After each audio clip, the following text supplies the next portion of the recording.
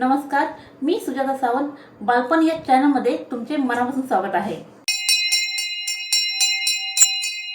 ही कविता मराठी बालभारती इयत्ता दुसरीची आहे आणि हे पाठ्यपुस्तक 1969 या वर्षी प्रकाशित झाले.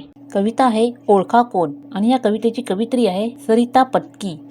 हिरवा अंग लाल चोच गळ्यात माझ्या काळा गोप, खातो डाळ पेरूची फोड, बोलतो विटू विटू गोड. ओळखा कोण? सांगा पटपट. तू तर आमचा लाडका पोपट.